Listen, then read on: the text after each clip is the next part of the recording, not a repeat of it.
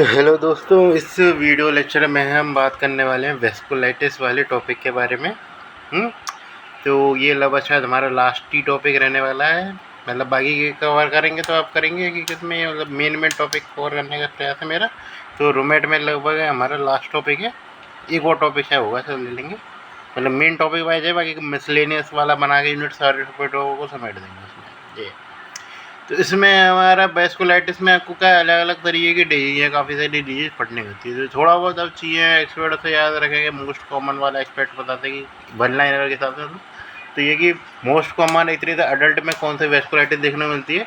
तो उसमें आती है अरे ये जॉइंट सेल अर्थराइटिस है। मोस्ट कॉमन यदि अडल्ट से पूछे तो कौन सी है, जॉइंट सेल अर्थराइटिस। और यदि आपसे पूछे कि एक तरीके से पीरियडिक एज ग्रुप में कौन से मिले, तो यदि ओवरऑल पूछ रहा है तो वो पूछ रहा था IgA वेस्कुलाइटिस, जिसका दूसरा नाम क्या होता है हिनोची स्केलोनीस परपुरा। हिनोची स्केलोनी परपुरा। और यदि पीरियडिक एज ग्रुप यदि एशियन में बोले तो वो आती है हमारी एक तरीके से कोवासाकी डिजीज।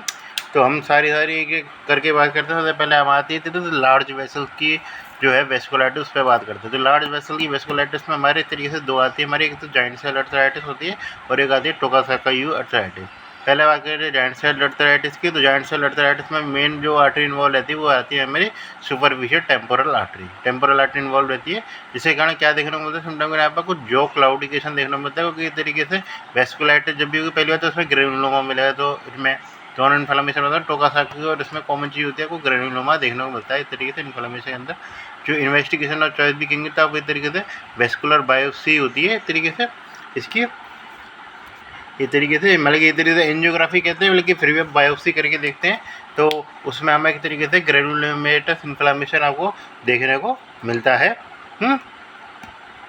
ठीक है, उसमें क्या मिलेगा, इस तरीके से आपको एक तरीके से वेस्कुलर नैरोइंग देखने को मिलेगी। इस तरीके से लूमेन की नैरोइंग देखने को मिल जाएगी। और इस तरीके मतलब जॉइंट सेल में इस तरीके से वेस्कुलर वर्ड ओपिटाइटिस, टोकासाकी में इस तरीके से MR एंजियोग्राफी कर लेते हैं। तरीके से इन्वेस्टिगेशन चॉइस में अंतर है, बायोप्सी दोनों में करके देख सकते हैं।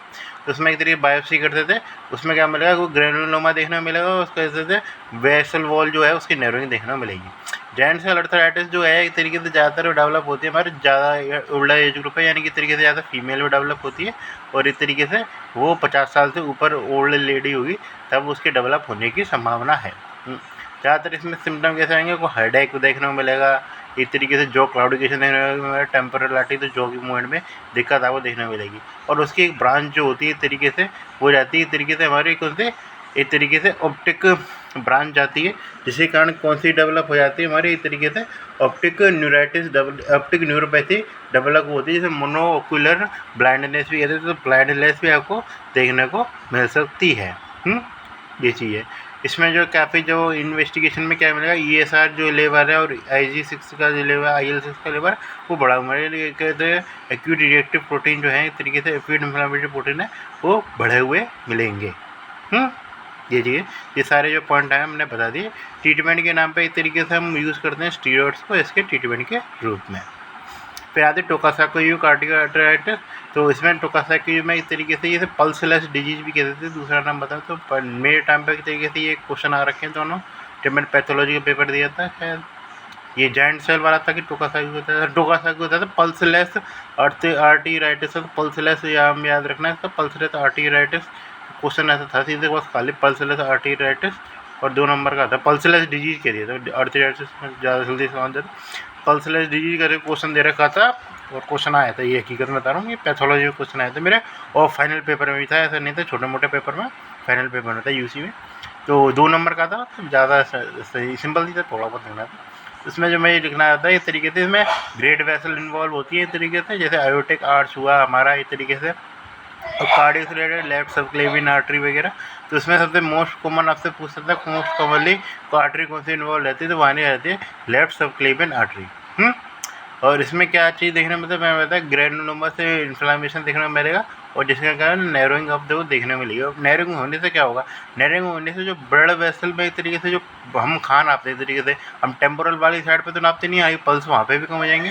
लेकिन जो हम नॉर्मल पल्स नापते थे, रेडियल पल्स नाप रहे हैं, इस तरीके से लेफ्ट सब्क्लेवियन आर्टरी से लेफ्ट साइड का नाप रहे हैं, तो लेफ्ट सब्क्लेवियन आर्टरी से तो मामला स्टार्ट हो रहा है हमारा। तो इस तरीके से यदि लेफ्ट आर्टरी पर हम यदि पल्स नापेंगे तो हमको फील ही नहीं होंगे, क्योंकि इस तरीके से ब्लड सप्लाई उधर जा ही नहीं रही है। ये ना वीक पल्स फील होंगे, या फिर क्या पल्सलेस डिजीज भी कह देते हैं इसको, जिसके कारण का पल्स फील नहीं होंगे। और इसमें मेन जो आपको फाइंडिंग चली जाएगी वो रेडियल डिले देखने को मिलेगा। ये इन्वेस्टिगेशन चॉइस किसमें रहेगी, इसमें एमआर एंजियोग्राफी रहेगी। इसमें इस तरीके से हमारी वो चीज़ इन्वॉल्व नहीं, वो इन्वेस्टिगेशन चॉइस के नाम पे ये एमआर एंजियोग्राफी रहती है, इसमें बायोप्सी नहीं रहती। इन्वेस्टिगेशन के नाम पे, ट्रीटमेंट के नाम पे इसमें भी हम स्टीरॉयड्स हम यूज कर लेते हैं। ये फिर हम आते हैं तरीके से मीडियम वेसल डिजीज़ के बारे में। मीडियम वेसल डिजीज़ में मैं बताता हूँ कोवासाकी के बारे में बताते पहले। तो वो कोवासाकी जो डिजीज़ है तो मैंने बताई थी, तरीके से वो एशियन पॉपुलेशन में पीडियाट्रिक एज ग्रुप में मिलती है। तो इस तरीके से हमें फाइंडिंग मिलेगी, ज़्यादातर बच्चा मिलेगा 4 साल से छोटे का। बाकी मैं 40 साल से नीचे का, 50 साल से ऊपर का, इसमें यूजुअली अडल्ट मिल रहा था। इसमें क्या एक तरीके से आपको चाइल्ड देखने मिलेगा, इसमें 4 साल से छोटे का। इसमें आपको सिम्टम के नाम पे एक तरीके से आई के सिम्टम पता होने चाहिए, और सारी जो सिम्टम है वो पता होने चाहिए। सारे सिम्टम हमने आइडेंटिफाई कर लिए तो कुछ खास है नहीं। सिम्टम के नाम पे एक तरीके से मिलता है कोई वल्वर कंजक्टिवाइटिस, वल्वर कंजक्शन आपको देखने को मिलता है, यानी कि इधर आई मैनिफेस्टेशन में बात करते हैं। उसके अलावा बात का किया जाए तो पॉलीमॉर्फिक रैशेस देखने को मिलते हैं।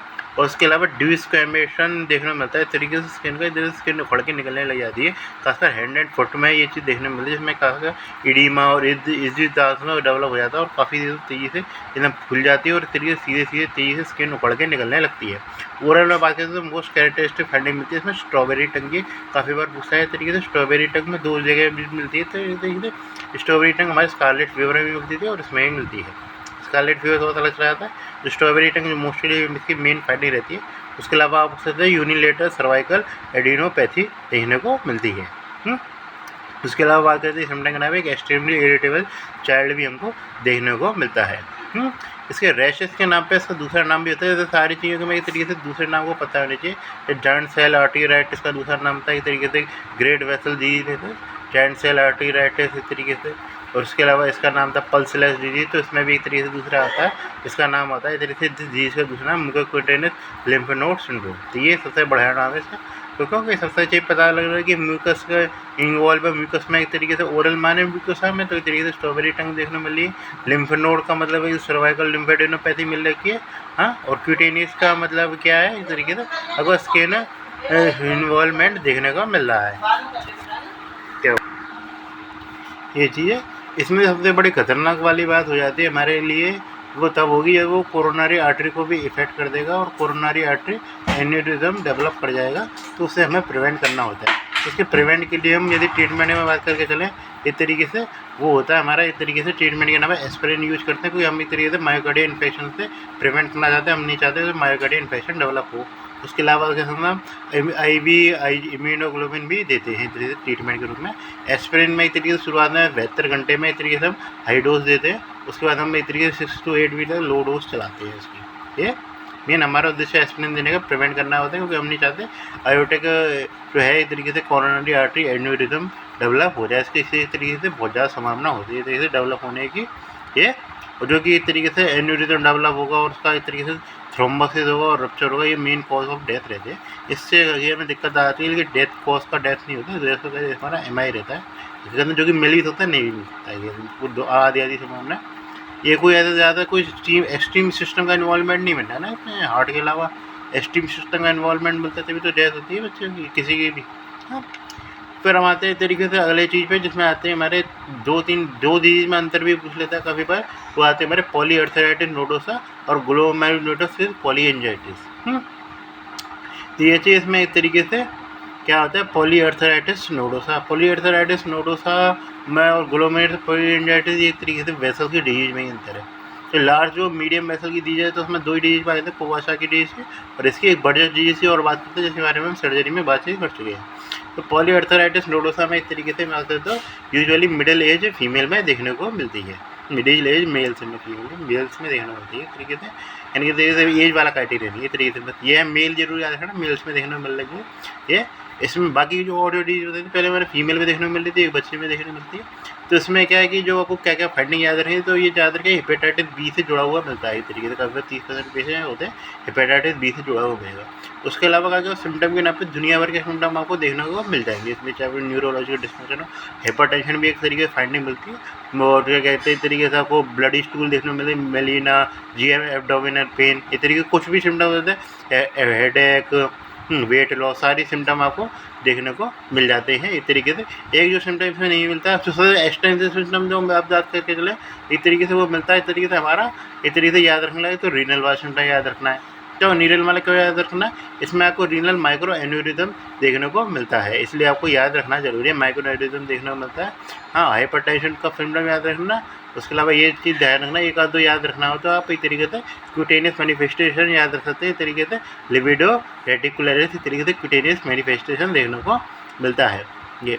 इसमें जो इस तरीके से आपको याद रखना इस तरीके से कि इसमें पल्मोनरी वेसल्स का कोई भी इस तरीके से इन्वॉल्वमेंट नहीं होता, इसलिए से पल्मोनरी इन्वॉल्वमेंट किसी भी प्रकार का हमको नहीं देखने को मिलेगा। नहीं, यदि पल्मोनरी इन्वॉल्वमेंट देखने को मिल रहा है या पल्मोनरी सिंड्रोम कोई भी दे दिया उसने, इस तरीके से ब्लड आ रहा है इस तरीके से कफ में या कुछ भी इस तरीके से रेस्पिरेटरी डिस्ट्रेस हो रहा है, तो हमारा डायग्नोसिस पॉलीआर्थराइटिस नोडोसा नहीं जाएगा। ये बात है। तो इसमें इस तरीके से आपको याद रखना है इस तरीके से पॉलीआर्थराइटिस नोडोसा में पहली बात तो कोई भी ग्रेनुलोमा नहीं है, बस खाली अलग ही तरीके से ये चीज़ है। एक तो ये अंडर के नाम पे ग्रेनुलोमा नहीं होता, तो ये अब अंदर के नाम पे पॉइंट याद रख सकते हैं। हाँ, ये इन्वेस्टिगेशन कर्व्स क्या रही है हमारे, इस तरीके से सीटी एंजियोग्राफी और एमआर एंजियोग्राफी रह सकती है, क्योंकि इसमें इस तरीके से हमारा जो देखने को मिला हमें फाइब्रिनोड नेक्रोसिस देखने को मिलता है, जो कि इस तरीके से वेस्कुलर जो है ना, इस तरीके से मैंने बताया था जब वेस्कुलर नेक्रोसिस बताया था, फाइब्रिनोड नेक्रोसिस देखने मिलते थे। नेक्रोसिस के बारे में बात की था, एपोप्टोसिस नेक्रोसिस, फाइब्रिनोड नेक्रोसिस बताया वेसल्स में देखने होती है, तो फाइब्रोटिस नेक्रोसिस देखने को मिलता है। इसमें ट्रांसम्यूरल इन्फ्लेमेशन फाइब्रिनोड नेक्रोसिस देखने को मिल जाता है। ठीक है, ये चीज़ इसमें क्या एक तरीके से 5 में जाता है। इसके अंदर स्ट्रिंग ऑफ पल्स अपीयरेंस देखने को मिलती है हमको रीनल वेसल, रीनल का सिस्टम जरूर याद रखना इस तरीके से, और कुछ आप याद रखे नहीं रखें इस तरीके से। इस तरीके से आपको ब्लड इन यूरिन भी देखने को मिल सकता है, प्रोटीन यूरिया सारे नाम आपको रीनल के देखने को मिल सकते हैं इस तरीके से। और इस तरीके से डिजिटल अल्सर और लिबिडो रेटिकुलरिस मैंने बता दिए थे, वो इस तरीके से सिम्टम आपको देखने को मिलते ही हैं। इसके अलावा इसमें हम बात करके चलें पॉलीआर्थराइटिस नोडोसा, ग्लोमेरुलोसिस पॉलीएंजाइटिस, तो मैंने बताया स्मॉल वेसल्स की डिजीज होती है। इसमें आपको ट्रायड याद रखना है इस तरीके से। इसमें क्या कहता है, नेक्रोटाइजिंग वेस्कुलाइटिस है इस तरीके से। नेक्रोटाइजिंग वेस्कुलाइटिस जो है वो तरीके से और डिजीज में देखने को मिलता है, जैसे 3 डिजीज में अंदर ग्रुप है, यूसिनोफिलिक, ये इत्यादि चार्ल्स डिजीज जो होती है हमारी, जो दूसरा नाम बहुत लंबा हो जाता है, चार्ल्स डिजीज जो होती है उसमें उसमें भी आपको इस तरीके से नेक्रोटाइजिंग वेस्कुलाइटिस देखने को मिलता है। ये इसमें जो आपको याद रखने आती है वो कहते हैं नेक्रोटाइजिंग ग्रेनुलोमा देखने को मिलेंगे आपको तरीके से, किसमें, अपर और लोअर रेस्पिरेटरी ट्रैक्ट में। उसके अलावा क्या मिलेगा इस तरीके से, रीनल के केस में नेक्रोटाइजिंग ग्लोमेरुलोनेफ्राइटिस है। सिंट्राइड आपको इस तरीके से सीधे याद रखते हैं, upper respiratory tract infection, lower respiratory tract को रीनल वाले। अपर रेस्पिरेटरी ट्रैक्ट में इस तरीके से क्या मिलेगा, इस तरीके से नेजल स्पेक्ट्रम का इस तरीके से डिफेक्ट मिलेगा, जिससे परफोरेशन मिलेगा, जिसमें क्या कहते हैं सैडल नोज होती है इस तरीके से डेवलप मिल जाएगी। तो करेस्टर सैडल नोज दिख रही है, और कोई भी इस तरीके से सारी वेस्कुलाइटिस वाली डीज है तो सीधे आंसर लिया जाएगा, क्योंकि और किसी डीज में इस तरीके से सैडल नोज या नेजल स्पेक्ट्रम डिफेक्ट आपको नहीं देखने को मिलता। और उसके अलावा कॉर्निक साइनसाइटिस, ओटाइटिस मीडिया वगैरह देखने को। लोअर नोवेडाइटिस सिंड्रोम में बात करते हैं हिमेप्टोसिस कफ वगैरह डिसेप्टिया देखने को मिलता है। थोड़ा सा आपको वो सीटी की फाइंडिंग दे सकता है आपको, या फिर सीटी स्कैन वगैरह करा के देख सकते हैं। इसमें इस तरीके से आपको काफ़ी सारे ग्रेनुलोमा देखने को मिलेंगे। रीनल के केस में बात करते हैं तो रीनल के केस में एक तरीके से 2 चीज़ जगह हम पढ़ते हैं इस तरीके से, ग्लोमेरुलोनेफ्राइटिस, एक में ग्रेनुलोमा मिलता है, एक में नहीं मिलता। ये मतलब कह रहा काफ़ी क्लासिकल तरीका हुआ करता था पहले, क्योंकि मैंने तो अब तो इतनी कोर्स में मेडिसिन में तो इतनी आती है, तो उतनी वैसे नहीं, पैथोलॉजी से याद रखनी है, तो मैं पिक्यूमिन ग्लोमेरुलोनेफ्राइटिस याद रखा करता था। तो उसमें एक तरीके से मेरे याद था जहाँ तक है कि एक तरीके से एक में तो सी अंक का मिलता था, एक में पी अंक का मिलता था, ये अंतर था। और एक में एक तरीके से ग्रेनुलोमा मिलता था, एक में नहीं मिलता था। तो ये मेरा पर्सनली एक अंतर हुआ करता था। इसमें एक तरीके से मैं जैसे सी अंक वाली डी हो, ये एक तरीके से इन्वेस्टिगेशन ऑफ चॉइस रहती है इस तरीके से। ये ठीक है, तो इस तरीके से एक्सरे या HRCT की फाइंडिंग पूछ सकता है इस तरीके से। नोडुल्स वगैरह मिलेंगे अब तो इस तरीके से। हाँ, और बाकी क्या आपसे पूछ सकता है इस तरीके से सीएन का यदि इन्वेस्टिगेशन पर सीएन का एंटीबॉडी होती है वो इन्वेस्टिगेशन ऑफ शहीद रहती है, क्योंकि इसी डीज में सीएन का मिलती है, बाकी पीएन का एक और डीज में मिल जाती है, इसलिए हम कन्फ्यूजन कर सकते हैं इस तरीके से। मैंने बताया स्टार डीज जो होती है उसमें इस तरीके से सीएन पीएन का देखने को मिल जाती है, इसलिए उसमें थोड़ा सा अंतर कर सकते हैं। लेकिन इसमें आ सकते प्यूटीएमन ग्लोमेरुलोनेफ्राइटिस इस तरीके से 3 डिजीज में मिल रही थी इस तरीके से। किडनी वाली में इस तरीके से तो मैंने बताया 4 स्टार डिजीज में देखने को मिल रही है, एक इसमें देखने को मिल रही है इस तरीके से कौन सा ग्लोमेरुलोनेफ्राइटिस पॉलीएंजाइटिस, और उसके अलावा लास्ट किसमें होती है माइक्रोस्कोपिक पॉलीएंजाइटिस में। इसमें बात करते रहते हैं इस तरीके से जो हमारा ग्रेनुलोमा किसमें बनता है इस तरीके से खाली ग्लोमेरुलोनेफ्राइटिस भी पॉलीएंजाइटिस में ही आपको ग्रेनुलोमा देखने को मिलता है ये, और इसमें देखने को मिलता है इस तरीके से इसमें। तो ये मतलब कि थोड़ा सा आप टेबल बना के अंतर कर सकते हैं कुछ हद तक चीज़ें को, क्योंकि इसमें सी अंक का जैसे स्पेसिफिक है इसका, और कुछ ना कुछ पॉइंट इंटरलेक की ज़्यादा है ये, इस प्रकार आप ये चीज़ें याद रख सकते हैं। हाँ, तो अब इसमें बात करके चलें इस तरीके से। चलो ठीक है, और कुछ नहीं आता। ये ट्रीटमेंट नाम पे इसमें भी स्टीरॉइड्स वगैरह यूज कर सकते हैं, रिटोक्सिमाब वगैरह हम यूज कर सकते हैं। इस तरीके से सिम्टम है वो इस तरीके से सीवियर जा रहे हैं, खासकर रीनल फेलियर हो डेवलप हो रहा है इस तरीके से, तो हम इस तरीके से रिटोक्सिमाब वगैरह यूज़ कर सकते हैं। और इसमें आती है लास्ट हमारी एक और 2-3 डीज और हैं, तो हमारी आती है इस तरीके से इम्यूनोग्लोबुलिन ए वेस्कुलाइटिस जो मैंने बताया था। तो सबसे मोस्ट कॉमन हिचनसोनियन पर्प्यूरा जो कि इधर most common periodic age group की डिजीज है। इसमें क्या देखने को मिलता है इस तरीके से, इसमें एक तरीके से आपको इसमें भी आपको ट्रायड देखने को मिलता है। यदि आपसे सही ढंग से भाषा में बात करते हो ट्रायड देखने को मिलता है, यदि क्लासिकल ट्रायड है, बाकी होने को तो मैनिफेस्टेशन को मिलाते तो रीजनल मैनिफेस्टेशन उससे मिला के 4 हो जाते हैं, लेकिन आपको ट्रायड याद रखना है। ट्रायड में क्या मिलेगा तो पाल्पेबल पर्प्यूरा है तो स्किन मैनिफेस्टेशन में, फिर आपको इस तरीके से आपको जीआई मैनिफेस्टेशन में देखने को मिलता है, एब्डोमिनल पेन वगैरह देखने को मिलता है इस तरीके से, और हेमेटोचीजिया इस तरह ब्लडिंग वगैरह देखने को मिलती है। उसके अलावा अर्थराइटिस आपको देखने को मिलता है। इसके अलावा चौथा जो इन्वॉल्वमेंट आता है हमारा रीजनल इन्वॉल्वमेंट भी आता है, वो ट्रायड में नहीं रखा जाता। क्यों नहीं रखा जाता मैं कह नहीं सकता, लेकिन वो नहीं रखा जाता, लेकिन उसके मैनिफेस्टेशन मिलते हैं।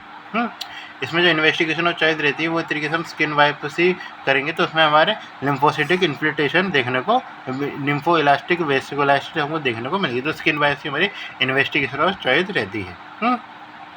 ये इसमें हम ट्रीटमेंट के नाम पे बात करके चलें, मतलब परिपूरा है तो इस तरीके से मैनेजमेंट इन्वेस्टिगेशन में इस तरीके से तुम्हारा स्किन बायोप्सी। उसके अलावा हम कोएगुलेशन प्रोफाइल जैसे डी डायमर टेस्ट वगैरह है, ये सब हम चेक जरूर करेंगे, क्योंकि हमें एक तरीके से चेक करना है कि कोई कोएगुलेशन वाला डिसऑर्डर तो नहीं है, क्योंकि परिपूरा हमको देखने को मिलता है इस तरीके से। ये क्लासिकल परिपूरा है, खासकर एक्सटेंसिव सर्विस में देखने को मिलेगा, और कहाँ देखने को मिला है इस तरीके से हमको इस तरीके से बटक्स और लेग्स पे देखने को मिलेगा। ये तरीके क्लासिकल फाइंडिंग है, खासकर आप कहीं भी आपको देखने को मिल सकती है कहीं पर, मतलब किसी भी मतलब काफ़ी देख के ही पहचान जाएंगे यदि हमने देख रखा हो तो ये चीज़ है। ट्रीटमेंट के नाम पे बात करके चले तो हम खाली यदि स्किन मैनिफेस्टेशन और यदि अथरेल्जिया वगैरह आ रहा है तो हम खाली बस फीवर के लिए ड्रग्स देंगे, जिसमें एक तरीके से हमारी यदि पैरासीटामोल या फिर कैल्शियम दे देंगे। एनसेड नहीं देंगे क्योंकि हमें नहीं जानते, क्योंकि हमें इस तरीके से उसमें जीआई मैनिफेस्टेशन हो सकते हैं, तो और इस तरीके से हम नहीं चाहते इस तरीके से ब्लीडिंग वगैरह बढ़ेगी। जीआई मैनिफेस्टेशन हम नहीं बढ़ाना चाहेंगे। जीआई की केस में बात करें चले तो यदि माइल्ड लेवल के सिम्टम है तो इस तरीके से हम डेप्सोन हुआ या इस तरीके से, और जो छोटी मोटी ड्रग हैं इस तरीके से जो लो डोज प्रेडनिसोन होना उससे देखकर निपटा सकते हैं। यदि थोड़ा सा हैवी मैनिफेस्टेशन है तो डोज हम बढ़ा सकते हैं, या कि सर्जरी भी हम कर सकते हैं। यदि किडनी में बात करते हैं तो किडनी के केस में हमारे मेन सिम्टम देखने को मिलता है, उसमें हमें हेमेटूरिया और प्रोटीन यूरिया देखने को मिलता है। मेन जो आधार हम नापते हैं जैसे प्रोटीन यूरिया नापते हैं, प्रोटीन यूरिया इस तरीके से कम है तो हम इसे कंजर्वेटिव मैनेजमेंट कर सकते हैं। यदि प्रोटीन यूरिया 5 ग्राम पर डे से ज़्यादा जा रहा है तो हम इस तरीके से हमको एस इनहिबिटर देते हैं ट्रीटमेंट के रूप में। और यदि वो हमारा बिल्कुल फेलियर डेवलप हो गया तो इसलिए हम प्रेडनिसोलन देते हैं, इसलिए हाई डोज में स्टीरॉइड्स का देते हैं ये। तो इस तरीके से स्टीरॉइड वाला जो मैनिफेस्टेशन है किडनी वाला जो मैंने बताया क्लासिकल ट्रायल में क्यों नहीं रखते किडनी को, तो किडनी को इसलिए नहीं रखते क्योंकि वो एडल्ट में डेवलप होता है ज़्यादातर, वो बच्चों में डेवलप नहीं होता है। ये ट्रीटमेंट के नाम पे इस तरीके से मतलब है स्टीरॉइड हम यूज़ कर सकते हैं इस तरीके से मेन तो, और बाकी कंजर्वेटिव मैनेजमेंट यूज़ करेंगे ये। फिर हम आते हैं लास्ट डिजीज आती है हमारी बेनेस डिजीज़। बेनेस डिजीज़ में जो आपको याद रखना है इस तरीके से ज़्यादातर ये टर्किश वगैरह मिडिल ईस्ट के पीपल जो है टर्किश कहते हैं ना कंट्रीज, या तुर्कमेनिस्तान वगैरह कुछ लोगों टर्किश सब्जेक्ट के लोगों में डेवलप होता है। किसमें इस तरीके से एसोसिएटेड होता है तो HLA-B51 जरूर याद रखना, उसके संग इस तरीके एसोसिएट होता है, जिसमें एक तरीके से क्या देखने को मिलता है, इस तरीके से आपको रिकरेंट एब्ससेस अल्सर देखने को मिलेंगे, जैसे ओरल अल्सर देखने को मिलेंगी बहुत ज़्यादा उन पे, उसके बाद आपको जेनेटल अल्सर देखने को मिलेंगी। अल्सर ये चीज़ आपको जरूर पढ़ने की कुछ नहीं है, यदि कोई ऐसा टर्किश वगैरह आ रहा है तो उसमें आप ओरल अल्सर लेके रहा था, उसे ये पूछे कि स्क्रोटम वगैरह पे भी अल्सर तो नहीं है, ये चीज़ उसमें स्क्रोटम वगैरह पे भी अल्सर डेवलप हो सकता है। स्किन मैनिफेस्टिंग में एरिथेमा नोडोसम भी डेवलप हो जाता है, और उसमें कहते हैं यूवेआईटिस हाइपोपायोन डेवलप हो जाता है। इस तरीके से हाइपोपायोन हम ऑकुलर में जब हम बात करेंगे ऑप्टिक्स की तब हम बातचीत करेंगे उसकी। हाँ, ये तरीके से सारी चीज़ें देखने को मिल जाती हैं। ये इसमें जो टेस्ट ज़रूर याद रखना, टेस्ट के नाम पे हम करते हैं इस तरीके से क्या, इसे पैथर्जी टेस्ट हमें यूज करते हैं इस तरीके से इसके डिटेक्शन में। ये हाँ, ये ट्रीटमेंट के बारे में बातचीत करें तो यदि ओवरऑल अल्सर डेवलप हुआ है तो टॉपिकल स्टीरॉयड से काम चल जाता है। यदि इस तरीके से में और मैनिफेस्टेशन में आते हैं तो इंसेफेलोपैथी भी डेवलप हो जाती है और हेमोप्टासिस भी डेवलप हो जाता है। तो इंसेफेलोपैथी डेवलप हो गई है उस तरीके से तो एडीमा का ट्रीटमेंट करके मेथाइलपेनिडोल दे देंगे, और यदि हाइपोपायोन दिए हैं तो एजाथ्यूप्राइन देते हैं, क्योंकि हमें इस तरीके से कंजक्टिवाइटिस मान के थोड़ा सा ट्रीटमेंट करना है। तो इस तरीके से इस प्रकार हमारा वेस्कुलाइटिस वाला चैप्टर है वो खत्म हुआ। इसमें जो आप वो बस थोड़ी सी ट्रायड वगैरह या कौन कौन से सिम्टम आ रहे हैं, मेन आपको डायग्नोसिस बनाना आना चाहिए।